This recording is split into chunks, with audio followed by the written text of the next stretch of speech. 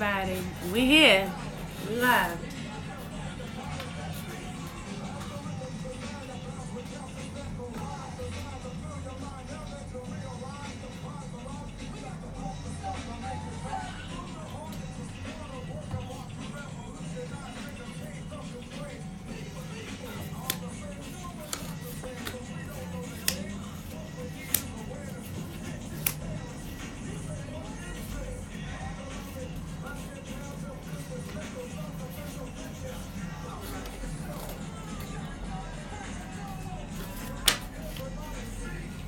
Peace, peace, peace. We're about to get started.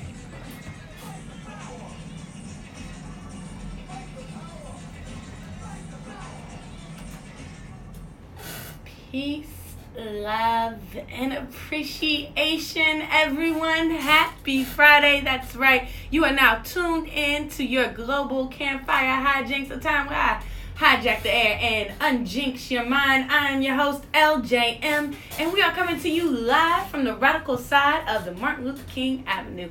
And this is the last Friday of Black History, and I have the esteemed pleasure to be joined in-house by my sister from another mister, the co-host with the mostest, one and only, Miss Carmen Berkeley from WPFW. What's up, mama? Hello. So happy to be here with you today, sis. Yes, y'all. It is so good for you to be back in the studio. What's up? You looking good. Thank you. Well, I just came off my day job, so, I had to come with a little lace, a little yellow shirt. Okay. I see you in leopard shoes. It's popping. Always leopard print on Friday. Yes, that is a beautiful thing. Great statement. Thank you. So how are you doing on this last Friday? I feel so happy and blessed to be a Black person. And honestly, being in the We Act Radio office with this, poster of Chuck Brown right in front of me just reminds me from whence I came, the ancestors that have blessed us so that we can be here today. Yes. No, that is very true. And on this edition of Hijinks, it is the intellectual, thought-provoking edition, right? Because we've decided to go in line with the Speakeasy that we're having tonight. And Speakeasy is a cultural platform given to artists every fourth Friday for them to be unapologetically authentic. If you're in the DMV area, you should totally check it out. Also, shout out to my sponsor, Moms Demand, who are the boots on the ground fighting for better communities and to end gun violence everywhere. So on today's show, Carmen, we are talking about basically Black everything. I'm so excited about it. It is Black everything. And we're going to be asking those really, really hard questions. But before we get into the questions, I promised myself, I'm even going to set the timer on my phone because I'm only going to allow myself. Okay, we're going to be timed. Yes. Okay. Because I can go on a long tangent with this particular topic. Yep. And I don't want to. I'm only going to give it about 3 minutes. Okay. 2 words. Okay. Jussie Smollett. Oh, bruh. And I'm all about the Chicago, police ain't ish, blah blah blah. But come on, bruh. What do you think? Okay. You don't want to believe it. Can that sound just be my response? Yeah.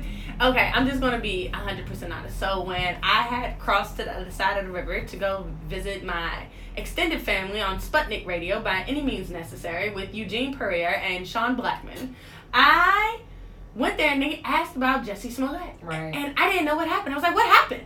They said he got attacked and somebody, said something about Magna and put a rope around his neck and all this other stuff. And I was like, this sounds like a Bad Empire episode going haywire. That's what I said. I was like, this literally sounds like something that you would see on Empire. And because people had update pictures with him on Instagram. I was looking for mine too, but I couldn't find it. Yeah, I don't know. It's not. Thank God. That's a blessing, right? You dodged the bullet with that one. With that's a bandwagon you didn't want to jump on, is it? But I'm saying all this to say it's like it literally sounded like an Empire episode. And if anything, he is known. He is known. And if he did put that rope around his neck, I think that just symbolizes the fact that he hung himself out to dry. That was good. That was good. You see what I did there? Yeah, I do. But I think it's also just embarrassing because it's like the whole community came around him. Obviously, he's a queer Black man. Like, we want to support him. Chicago does have a lot of issues with violence. So I think the reason why they're getting him so hard is they're like, look, Chicago's trying to clean up our act. We don't need another thing. No, they don't. But see, you also have to. I don't think he thought it through. Definitely not. I don't think he thought it through. I mean, clearly with you being a part of one of the biggest gangster families on Empire, none of that hood thug knowledge sunk in. I know. Even though, like, we randomly walked up to random ex-black person in the street, and it just so happened to be Jussie. That was already feeling a little bit weird, but I don't want to believe it until I absolutely can't believe it. No. Full story. He got off the plane late. He landed. He looked. There was no food in the refrigerator.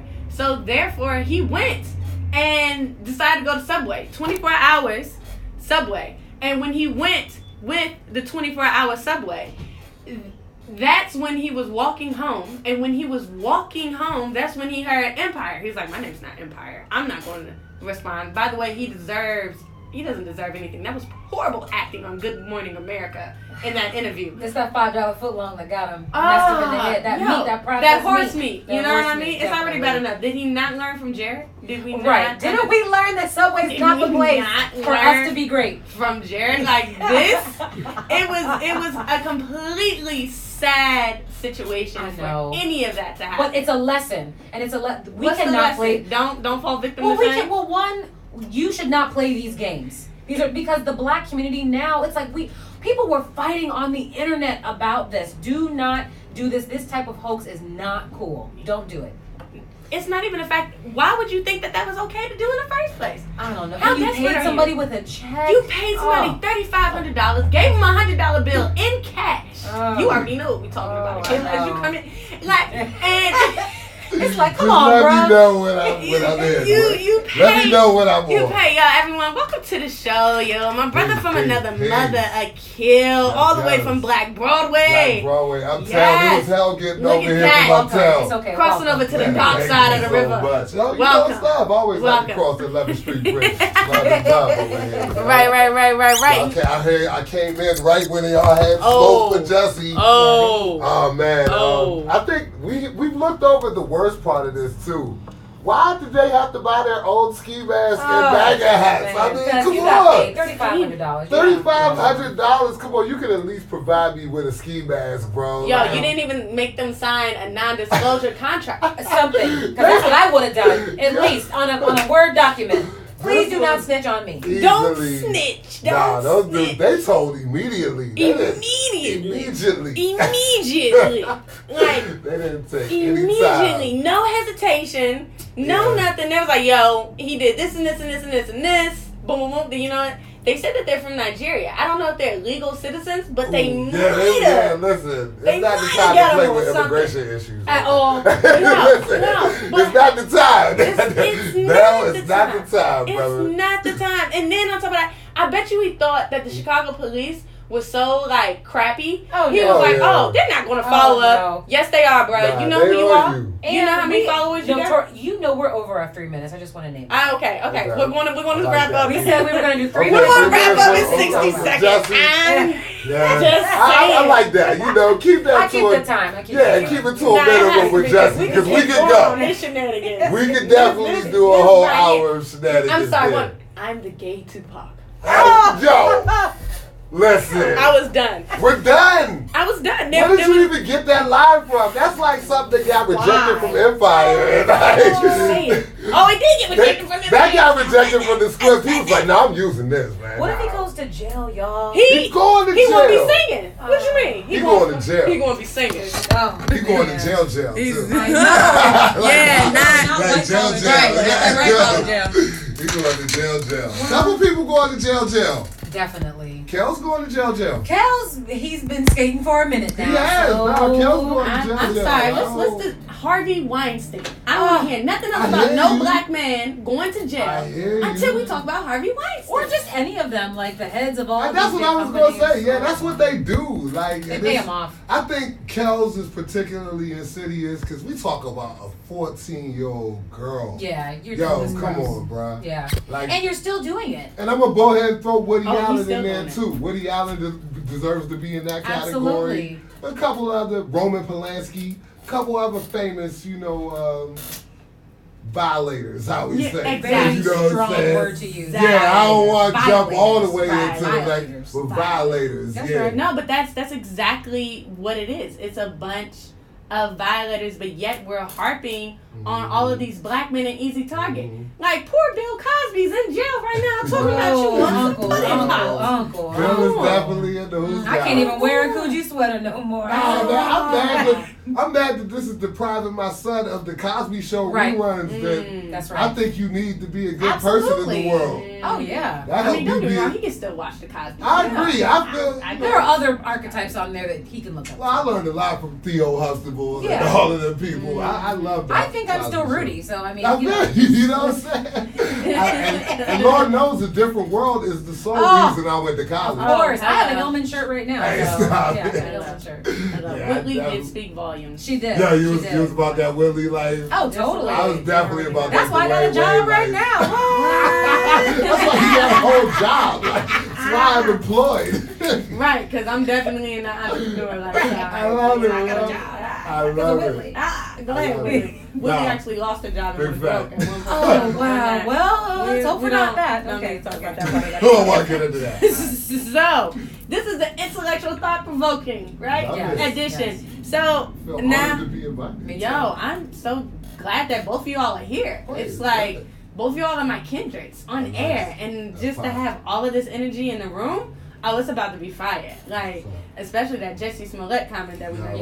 We going get my social media. Yeah, we're going to talk about that in like 2 months. But yo, it's just the price of fame, y'all. Like, yes, it is. How much do we want fame? Don't lie, but just don't lie. You can want fame and you can not be a liar. But that was just because his show was coming up. At a basic level, right? Yeah. You can just not be a liar. But he's an actor. So no, you cannot. Those were poor acting. That was a big lie. That was a big lie. The problem is he thought his acting skills could get him through this. That's probably what he thought. He was probably like, you know what? I'm gonna act my way through not this. better than the lion. They're not gonna check. They don't care about me. No, fool. They check. They check Can we get into like the Chicago Police's investigation skills? Oh no, but they have McNulty and Greggs. They had the whole wire. I think they said 23 investigators on there. Yo, they was gonna crack this. The resources were ridiculous. Yeah. The resources, they were like, no. 500 homicides. Yeah. Justice Mama got hurt. Hey, we gotta get to the bottom of this. How many? I think I read somewhere they said at least like 7 transgendered women's deaths have taken place, and they haven't done anything behind it. Chicago. We already know there are numerous bodies in Chicago, and we did not hear about a lot of convictions. But they don't have the highest conviction rate. Right, but if you're a celebrity, you get special treatment, which is really that's a thought-provoking question. Why are celebrities still getting better treatment than the rest of us?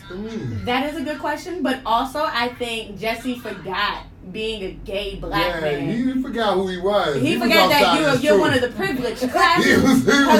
He was way outside of his truth. He was way out. He kind of got yanked back. I mean, because here's the thing also. The whole entire motive for that, if it is what they say it is so selfish and shallow and... What, getting kicked off Empire? Nah, one getting kicked off Empire, one in his music career to blow up. Like, so many shallow and selfish pursuits. Like, it was... I was like, come on, bro. Like, is that why you threw MAGA and a noose and bleach? Like, you could have left all of that out of it. You could have left all of that out. Trump even said something right in this situation. He was like, that's horrible. That's horrible what that happened. I was like, you know when horrible says it's horrible. I was like, it's bad. Because POTUS didn't even say the stuff in Charlottesville was horrible. He probably knew it was some BS. He was just waiting my people know what to be. Right. Did any of my people do this? No. Oh, that's horrible. We didn't arrange this. Yeah, exactly. He knew off box. He's like, nah, that don't even sound right. But all right. Go off. Yeah. You're in my prayers. Thoughts and prayers. Literally what he said. But okay, we can come back to the Jesse Smollett rant. I told you we've already been on 10 minutes. Obviously, we're not going to get away from it. The first question, since he decided to do this in Black History Month, right? Yes, he did. Is Black History Month still relevant? After you. Okay. Let's know. I think Black History Month as a concept is cool because it spawned all these other months. To be quite honest, everybody got a month now. Latino Heritage Month, Native American Month, Women's History Month. I'm serious. I just recalled the first month being Black History Month. Yeah. So, all right, now we set that off.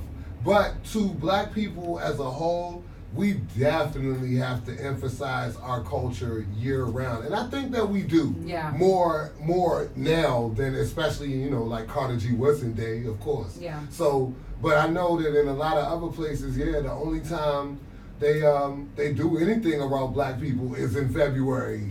Like, it's shocking. I'm from D.C., you know what I'm saying? I'm not used to that. But I've been places. I was at a place.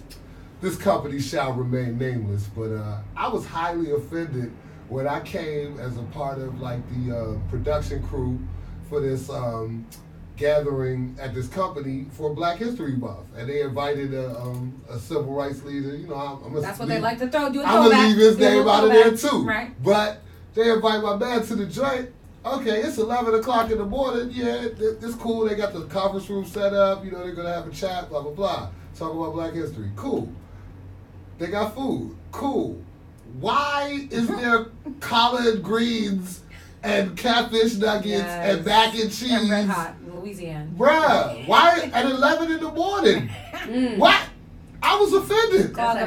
It's just like, so I think that Black History Month, it's become somewhat of like a caricature, like a joke. It's like a joke now, unfortunately, but I think that its roots and its significance is still important, to answer your question. I think it's still important, but it's just such a joke now. People take it for such a game, and they use it as a backdrop to do all kind of ridiculousness or fake be with Black people. Like Walmart get a ad with some drums in it and some kente cloth. And he's supposed to be like, all right.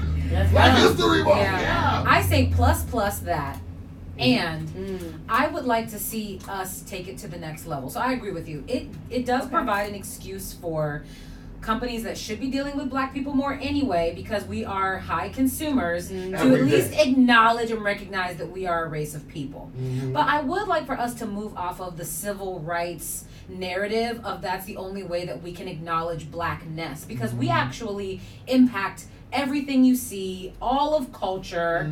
And so for me, I like to have it because, one, I do love to have a month where at my job, in the streets, I'm just carte blanche Black. I just get to do whatever I want. I'm wearing red, black, and green. Is that how you feel? Do you like work in corporate? I work for a nonprofit that, they like Black people, but for the majority of my career, we really have needed Black History Month to add on more policies, do more institutional things to remind people that, hey, we make a huge difference. But I just find in general, when people think about Black people, they always want to go back to Martin Luther King. And I'm like, but it's like slavery, MLK, Obama. Yeah. Oh, no. Rosa Parks. Oh, Rosa Parks, excuse me. But I put her right in there with MLK. I know, she's in with MLK, but sometimes they'll carve out a piece. Rosa Parks. Bus. Obama, but kind of Obama, because some people don't like Obama too. Yeah, that's just so recent. Obama was the prophet, right. The king of my household. But what I will say is, I would like to even see Black people appreciate Black History Month and say, what are we doing this month to help our folks? Because being Black is a politic. It's a race, you can be African American, but being Black is your politics. So in this month, what are we doing to help Black people? And I don't mean going to the soup kitchen. What are we doing to help Black people? I got a question for you. A question and a sort of an answer there. I definitely am one of those strong proponents of economic empowerment. Not to the detriment of the people, though, because a lot of people do Black stuff just to get money. I'm not with that. But I do believe we need money. Oh, me too. It's absolutely imperative. That is true. Capital to success. We work capital. Yeah, exactly. We once work capital. They owe us all types of stuff. Yeah, but ain't nobody ever paid what they owed without some force being applied. Yeah. So you got to get leverage. So I understand all of that. But I also think about, we have to kind of value ourselves a little bit more and a little bit differently. You know what I mean? Like, a lot of times we spend a lot of outward energy complaining about, what they think and how they feel.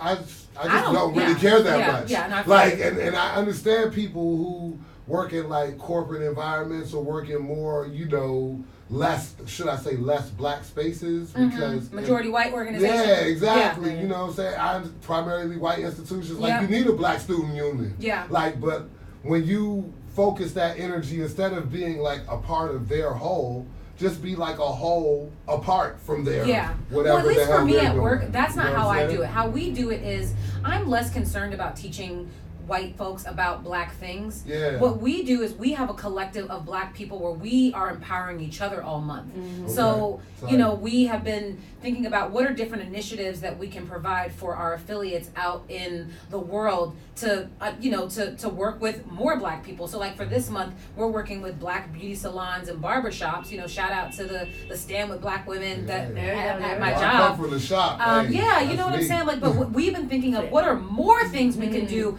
with black businesses, and even like next week, we're all the black people are going out to eat. We're not doing a program for the white folks at work. Yeah. We're doing a program for ourselves. So I think it's important because, especially when you work in a majority white organization, to be reminded that it is okay to be black centric, and there's nothing wrong with it because the majority of the time we are fighting to make sure that we have a piece of the puzzle and a piece of the pie.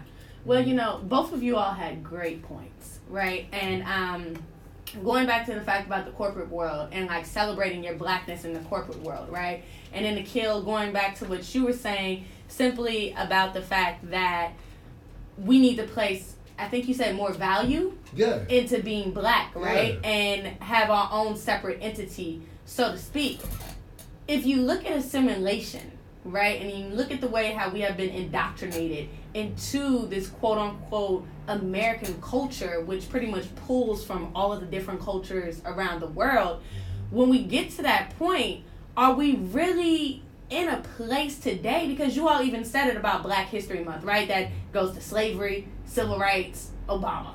And then it's like, or Black Panthers are thrown in there somewhere. Oh yeah, I went to go see Black Panther for free. The actual. You're talking about the real. I'm over here Wakanda forever. No. You talking about they take you to see the Vanguard and Revolution. Disrespectful. That was disrespectful. Yeah. And you know what? I can go on my Black Panther rant right now about how all that money, that $1.2 billion that we spent, should have really went into the Black community. Not at all. I'm just saying. Young Corporation got paid though. Oh, Marvel definitely got paid. Marvel got paid. Disney got paid. I was at Disney World. There was a whole Black Panther exhibit. I bet because their studios was produced through them, so they got a cut of that $1.2 billion. They got paid. Oh, everybody got paid. But couldn't find Tiana. I will say this: I was in Disney World recently, December.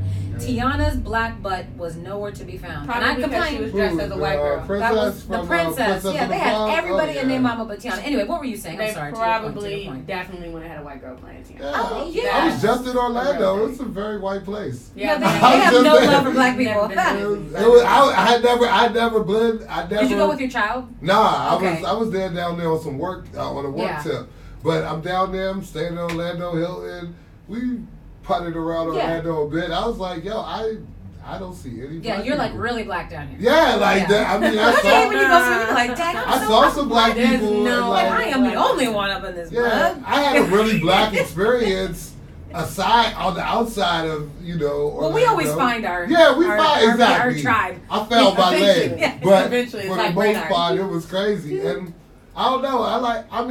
I know that the nation, the world is different. I do know this. Like from traveling a little bit, the world is oppressed. And seeing like how this value on whiteness or whatever is kind of like it's like the standard. And black is kind of like unique and exotic and something weird, like being a black American especially. That's what I say. That's my because thing. This is our culture. Everything that comes from this country, we created. Jazz, rock and roll, hip hop, like everything. All the greatest athletes, all the greatest, composers. Brown butter, I believe. All the greatest inventors. They probably did, and those are all good gas points. Masks, fire hydrants, You stoplights. Garrett A. Morgan, What was it?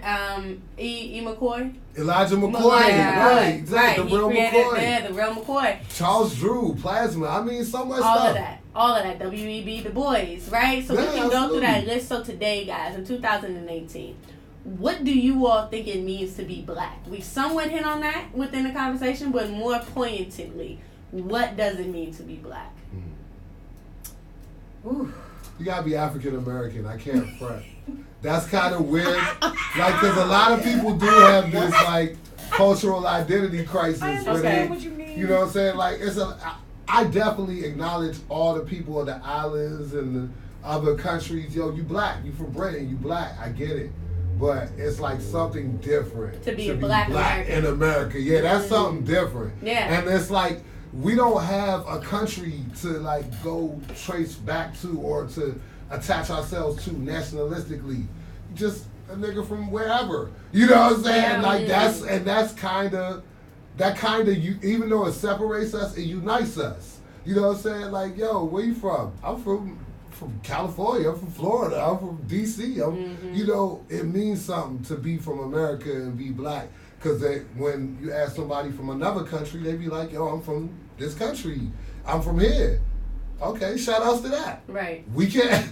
I am from here. Yeah, I'm from America. I be repping Pittsburgh real hard. I'm from the bird. Oh, you from Pittsburgh? I am. Okay, shout out to Pittsburgh. Shout out to Pittsburgh. She got real excited. I did. No, shout out to Pittsburgh. But you see, nobody else did, so that's fine. But it's like, you know, you're in D.C., it. but here's the thing. You're in D.C., you found black people that you could relate to. I sure did. Just 13 years. Right. It's a relatable black American experience that we all, it's a culture that we all have. Okay, that's the word. I literally just wrote that down. For me, to be black is to be culture. Okay. Because I feel like, yes, we are African American, you know, technically, but I feel like our swag, I feel like we create culture, we are creativity. Oftentimes, the way that people think, the way that people listen to music, the way that they experience anything cultural, even the way that people like lean back in their cars. Exactly. It is modeled after who we are. So to me, to be black means you have to be strong for better or for worse, because there's so many things that come at us all the time. If you are not walking into a room with a certain sense of confidence, people are already trying to tear us down just because. And I think that to be black, I actually think it means to be extraordinarily creative and to be a thinker.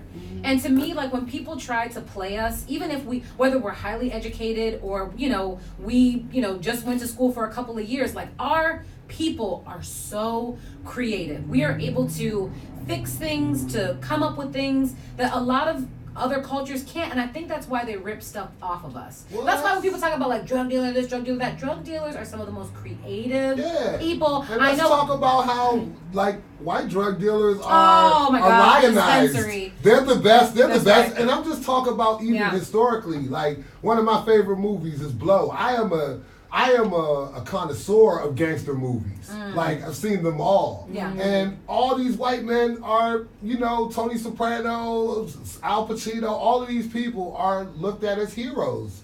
In a way, their most redeeming qualities are highlighted, and the fact that they murder and rob and sell drugs and kill is sort of peripheral to a larger examination of who they are as people. But we rarely get that treatment. Even El Chapo.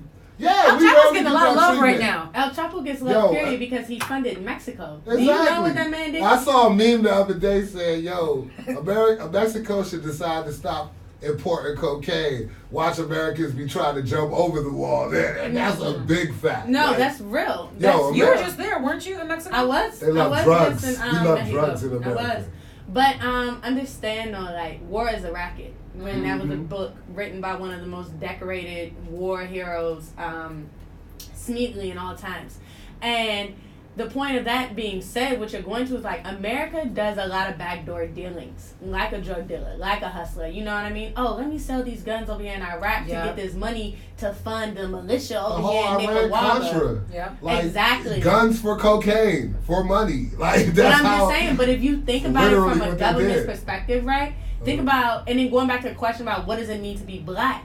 If I was the government, to answer that question, what does it mean to be black? That means black people are resilient. They're indestructible. They're technically, I love that, like a Twinkie during a nuclear Holocaust. Because you can't really shake us too hard. You can't. And where are we going? Like, you stole us from our land. You raped us of our culture and our mother tongue. Like, mathematically, genetically, it's impossible. You can't get black from white. Like, it doesn't work that way. Like, the original man is, a hue man, a person of color with hue. And this is all factual, undeniable. The first person in Britain on the British Isles was a black man with blue eyes. Like, they dug that skull up and they found that person. But I think that's the reason why we have to be so creative because, well, one, I think that by design we are creative people. We know that because of African people. Right. Those of us who are here, we in America are very creative because so much is every time they take something from us or give us less, we turn it into better. You said you want to give us intestines, we're going to turn it into chitlins and put some hot sauce on it. You're not going to take it from us. But like, you know what? We made it into a delicacy, but my family will fight over a hog intestine in a minute. I'm so sorry. They will. So sorry, but I can never get down with necessity is the mother of invention. So it'd be like, out of those circumstances that we were dealing with, like all of these things was born. Like, you had to deal. So, and that's what makes us resilient. That's what makes us tough.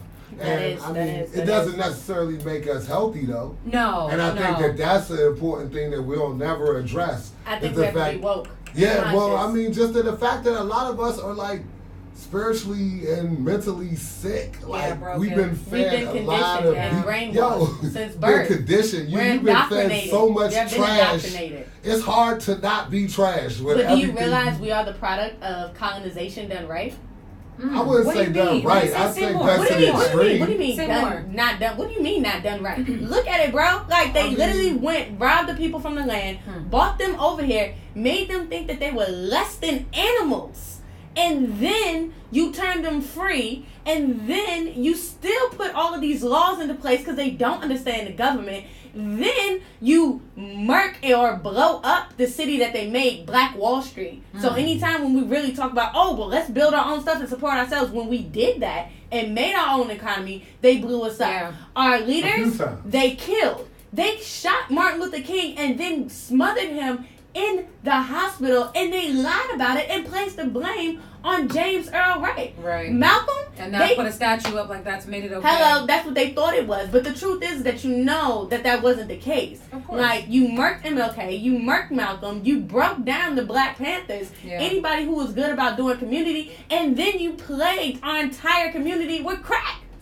Come on, yo. Like, really? I mean, these are indisputable facts, but at the end of the day, that's the game. This is where we are. Exactly. But the game was called colonism. Yeah, or capitalism. I think about it like if you're living in a capitalist society, you know how much people got to be poor so people can be extremely rich? Like, you know how many people can't have a house so a few people can have that's why they mansions? With them tax codes. Like, you know how many people can't drive a car so a few people can drive Bentleys or Lambos? Like, that shit is real. I mean, pardon my language.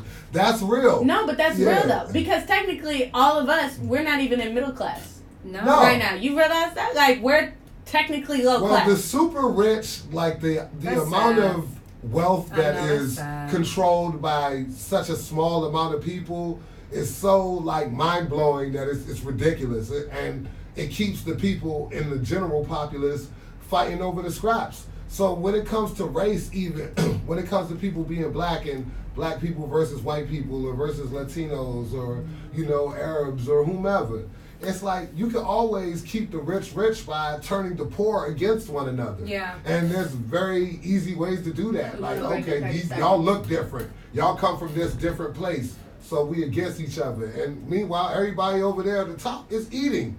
They're selling you the guns that you're using to kill the people that you're killing. Exactly. That the money that you're robbing is their money. You're giving it right back to them. Basically. It's crazy. Or you're selling their drugs for them, and then they're throwing you in jail, and they're then collecting more money off of you. Yeah, while you're getting rid of their coke. You only get locked up when you start trying to do something for yourself. You know what I'm saying? But that's why we gotta separate our success from money.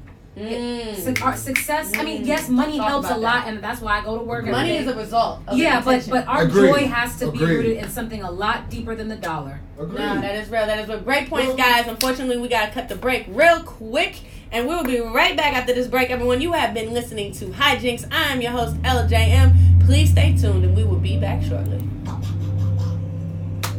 Nice. Oh, good stuff. Good stuff. Good stuff. How long is the break? Oh, we literally only got 2 seconds. We're about to come back in a second.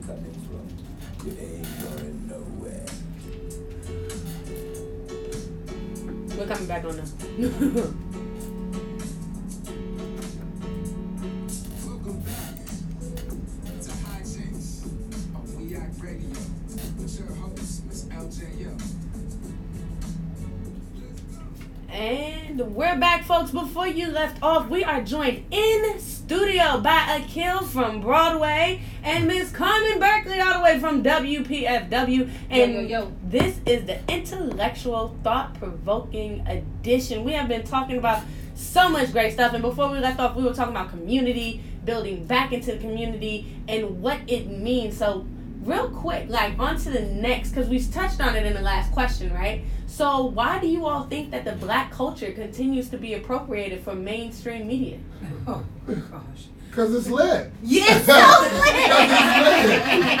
lit. Real simple. Like, we lit, man. It's a liberation to be black. Here we go. We create everything that's, cool. That's cool. That's dope. I mean, even just think about aesthetically how we look today. I know everybody can't see us, but when we walk into a room, look at you. You have glitter on your eyes. Your locks look beautiful. You got on this beautiful jacket. That's got all this stuff on. I've got the hair. That is cool. We black people, we never go in somewhere looking quote unquote normal, because that's not in our DNA. So why wouldn't you rip that from us? Why wouldn't you? And give us no credit for it, because then it doesn't get to be yours. And actually, most of the ideas, I believe in my heart, that come out of corporate America, that come out of nonprofits, I believe that they come from our people, black people, people of color, that just have a white person's name on it. But that's well known. That's well known.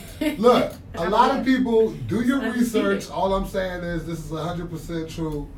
A lot of people don't really understand that the most important inventions of the 20th century were made by black people. Yeah, the Super Soaker being one of them. The light bulb. Just kidding. the Super Soaker for sure, but the light bulb. Did you just Everybody wants to give Thomas Edison, the credit.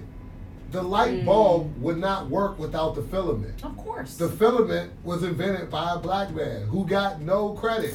The cell phone would not invert without the vital components invented by a black man. Like, all of these things. And it's funny because, like, people downplay it so much and be like, oh, you just talking, yeah. But that's like a function of self-hate. We've been taught to, like, second guess ourselves, like we not lit. Right. Or like we're talking crazy. Like, no, these are real things. Well, and our ancestors also provided this space for white folks to even be able to be creative, because we were somewhere working so that they didn't have to do certain things, so that they could actually put their ideas out there. But they didn't. That's the thing. Like, do we believe that? Like, we think that. That's not true. Like, necessity is the mother of invention, so black man invented the toilet. A black man invented the gas mask. Like, all of these things these were necessities. These were things that you only would come up with under the gun. The ironing board. I mean, like, real crazy, just basic things. Every day. Just go to the United States Patent Office. Seriously, just read a book. Read J.A. Rogers from Superman to Man. Read another book by J.A. Rogers, which is basically an almanac of black history facts, which is not just like we say slavery, MLK, Obama. Like, I mean, we go into Rosa Parks, excuse me. Right. We go into before that, there's a lot of history that took place in the 20s, 30s, 40s, in the 1860s, 70s, 80s. That is super. Even black politicians, Reconstruction. That's all. We never talk about that. That's all. When the majority of Congress was black people. Like, we never talk about that. Back when slavery was actually ended, then about 16% of the legislation blacks were starting to get probably into more it. than it is now. But that's why they invented black Jim codes. Crow. Yeah. That's why they invented Jim Crow, because they started restructuring or quote unquote reforming their strategy to keep us oppressed. James Baldwin even said it. People need categories and identities to feel comfortable, right? That's right. So white people created black people because without black people, they had no identity. Now you talking. So you had to do that because who created black people? Who created white people? I think we really need to look at the big game, y'all. We are like just pawns and or a casualty of a bigger game. For example, the settlers were coming over here from Europe, right? And then they said, hey, give us your poor, give us your wilted, give us your withering masses to which you don't want because it's getting way too crowded over in Europe, right? Come on over here. This is the land where roads are paved with gold and opportunity. No, bro, this is a place where you can work. Right. So we and we're going to work you to death. Right. You feel we're going to work you and your children to death. Exactly. But wait, though. How can we give you value when we don't have anything? We'll make you white. You're better than these random black people that over here. You know what I mean? Hey, let's go and give you the status. Now that's why but at the end of the day, though, slave owners were in debt, bruh. They weren't any better off. They were living hand to foot. The revolutionaries who came over here, the people who started the Revolutionary War, were actually the undesirables in England. They emptied out debtors' prison. George Washington wasn't a dignified person in England. He had to get up out of there. Most of the people that came over here were in exile. If you want to be real about it, Georgia, one of the original 13 colonies, was a prison colony. You know what the other prison colony is for Britain? Australia. Right, that's right. That's where they send you in exile. They want you out of here because you can't function in our society. And that's how their society works. We don't move like that. No. Because we operate from abundance. Can I show? I mean, I know you're the one asking the question. I mean, no, by all means, answer the question with the question. How do we? I mean, I think about this a lot. Like, how do we help our folks shift? Because I think that this history part, of course, it's important, but everybody doesn't care about the past. A lot of people are just. But I know, but a lot of people are like, okay, well, all that stuff happened, but I'm in the now. And I guess I'm just trying to figure out, how do we help our people shift so that they're able to grab the power that's rightfully theirs? That's a great question, Carmen. And, I asked that question, actually, to Nikki Giovanni the other day. And you know what she said? We have to focus on us.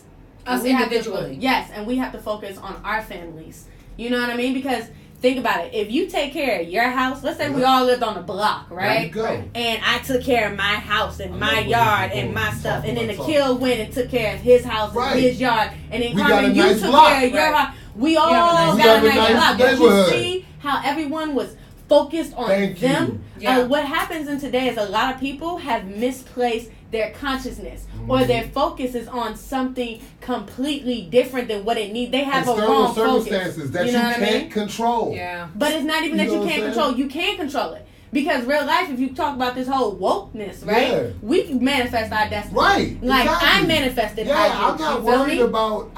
Here's the thing. I'm worried about police violence and all that to the extent that it could happen to me. But do I walk around and live in my life in fear of that? No. I have to live every moment. I have to take advantage of every day. Like you said, the past is important only so that it informs the present. Right, because that's to me why people get stuck on Black History Month. But that's stuck why in the past. How are we getting to the now? But that's all they know. But that's all they know. And think about the past that they know. The past that people know is that white people did everything. So how are you supposed to move forward in the present or in the future? With critical thinking skills. But they're not implementing that. You don't even know that you're capable of doing stuff because you've never been told it. I mean, or you're not thinking it. I agree with that sentiment that we definitely need to take care of our own house. I definitely agree with it. But I guess I feel like because we are impacted by so many systems, whether you like voting or not, we are impacted by whether or not the right person gets into office, and hopefully we can make those people be Black. I am still concerned about not just my household, but I am concerned about other people getting their household together because their household is impacting mine. Well, no, that makes sense, Carmen, and everything you're saying makes sense, right? But at the end of the day, this is why movements have fallen. You know what I mean? Look at MLK. He got murked, everything broke apart. Right. Your intention has to be right. If you look at every mastermind movie, think about Ocean's 11, right? Yeah. And how all that got played off. All of them had a stake. And they had a desire. And they had a job. Exactly. Talk about it, El. Like, that's how I play. You need to have a self-interest. With my team, you got to have... I want to be surrounded by a team of experts. Yes. I surround myself by people who are super good at what they do. Like, I feel you. I don't care. Like, I really don't. Like, my camera guys, I swear, when they start talking to me about film and frame rates and stuff, I'm like, yo, bro, I don't know what you're talking about. Right. Just make it look please good. Make magic. Thank you. Make it look Appreciate good. You. And that's because I'm over here worried about being the best host or the best journalist or the best interviewer that I can be at the time. So like LJ said, like, we're focused on our own homes. We're focused on our own houses. You're focused on improving yourself. You can't rule a kingdom at large until you can rule the kingdom on yourself. Your own. You know what I'm saying? Like, you can't sit there and promise the world to somebody and you can't even buy a block. And so many people love to sit around and, so how do we do this? How do we do that? It ain't no we. You. Right. Do you. Exactly. But you don't think that's like I mean, for me, that self-preservation, to me, that sounds like white folks. No. It's you the have opposite. to understand, we have been divided so much that we're not at that level yet. It's like crawling, then walking, then running, you can't feed babies then flying. solid food. You can't expect us to have the level of organization, emotional empathy towards one another, any of that. But guess what? We gotta start somewhere. I have a son. I raised my son to be a certain kind of person. Right, of course. So hopefully he'll run into like-minded people throughout his life, and then they will raise their children and so on and so forth. You have to start somewhere. That's the biggest problem. People, when you look at this macro and, I want to change the world, you don't never change nothing. But if you change yourself, your house, your life, you will be so surprised at how much that affects everything. People. Exactly. And not only everything within you, but everything that you see. Your world, the way you your see perception, it. The way everything. you see the world. I'm like, I'm taking care of me, fam. I don't know what else anybody else is doing. If I'm in a position to help them, I will. If I'm not, I will not. I will take care of what I have to take care of. I can't save everybody. Yeah. I can save me and my babies. I'm going to save me and my babies. My community that's rolling with me, I'm going to save them. Your tribe, your team, my tribe, you know what I mean? I'm with that. And that's where you have to go. Because once we have that nano aspect down packed, then we can come together macro. As a whole. You know what I mean? Then we can go macro. You got to get the micro. We can go first. macro because, Carmen, what you're saying, your rights are warranted. Your feelings are warranted. I feel deeply. You know what I mean? And we all do. But at the end of the day, you help your people by helping yourself. Right. And that goes because if everybody, if I gave every bum on the street $1, I wouldn't have themselves. That would be the people. You feel me? Facts. You feel me? I mean, that was a little hard. I give out a lot of dollars, though. I give out a lot of dollars. I give out a street sense or something. Yeah. But if I buy every street sense, if I can't eat, then I'm going to be out there selling street sense. And who is helping? But I mean, that all makes sense, but we still are slaves. Yes. I mean, now we're chained to other things. We're chained to 9 to 5, yo. How many people are working a 9 to 5 right now and not pushing their own dreams? So how much energy? Think about your energy, because the real piece of value is your time. Because once that's expense, you can't get that back. That's right. So you over here building someone else's dream, their empire, and you not even putting that wherewithal or that faith within yourself, and you moving around in fear. Somebody once told me, you better build your own dreams, or somebody else is going to hire you to build theirs. Yes. And that's big time fact. That is. I have definitely been hired to is. build someone else's dreams and succeeded in it. And was like, damn. Yeah. I'm bombing. What about me? Yeah. No, that's real. That's real. And then I'm sitting there, and not only did I help you build your dream by neglecting my dream, but now I'm kind of financially bound to you. Because I'm making this money. I got this apartment, I got this car note, I got this lifestyle. You set yourself up in debt. But that's what I'm saying about the government setting you up. Like, the fact is, and that goes back to my focus. Like, what do we focus on as a people? You know what I mean? Are we focused on that job to get the nice clothes? How many times have I worn this t-shirt? I feel like, you, right? You know what I mean? It's just like, what are we really focused on? Because at the end of the day, if we focus on buying a house to get into another form of 30-year debt, if we focus on buying a car, which is another depreciating asset, you feel me? Like, then what do we really? Right. What do we really focus on? We're not focused on obtaining a water resource. Right. You don't want freedom. We're not focused on that. You want things. Yes. Yeah. All of those things. And that's the thing about a lot of people too. When they talk about like justice and whatever, you don't want justice. You want revenge. Oh. Like a lot of people. If you want justice, you do want real, revenge, but that's the ego. But that's the ego. Like if you really want justice, you want to see things ironed out. You understand that it's a process. You understand that it's not going to be entirely beneficial to just you. You understand that innocent people may get hurt in this whole entire process. Right. But at the end of the day, if you really, really want justice, justice ain't pretty. You know what I'm saying? Like justice is not a fantasy. And a lot of people be in this fantasy world of like, yo, we're going to be kings and queens and conquerors. A lot of people got to die for kings and queens to exist. Yo, but you want to know something? We not even kings and queens. Yeah, we not even chiefs and emperors. Exactly. You know what I mean? How about this? We was mothers and fathers. Yo. How about this? I watch BET. How about that? Y'all know I don't watch television, right? Yeah. Young. Culture shock. I turn on BET. Why is Queen a marketing tool now? Queen who? What do you mean? Like just the word queen. Yeah. You know what I mean? Like reign, royalty, queen, like any type of language that plays we on black use women. to identify like the gas girl, it's the ego. But It's that's the black ego girl stroke. magic. All of that is now being utilized to capitalize on something. Because it's lit, like you said. But that's what I mean, though. Do you understand? It's lit earth for Johnson and Johnson because they get the millions. Like wokeness. It's lit earth for them. Trust me. I know people at my job are using woke, and I'm like, I don't know. But you're not woke because if you're woke, you wouldn't be in this mindset, bro. Right. You wouldn't care about social media. You wouldn't care about your followers. You wouldn't care about none of that. Well, I can honestly say I slightly disagree with you there. And here's where I disagree with you. Like social media and all those metrics that like are used to, I think the way the information spreads in 2019 is so dynamic, yo. And like you can actually see in real time who's liking your pictures, who's interacting with your content that you put out, who's doing that, and like that's important because unfortunately 99% of the people who got it use it for the wrong reasons. But I think it's making people sick though. But there are some accounts. There are some ways to exchange information. It's unfortunate that people mess it up, but it's a powerful tool.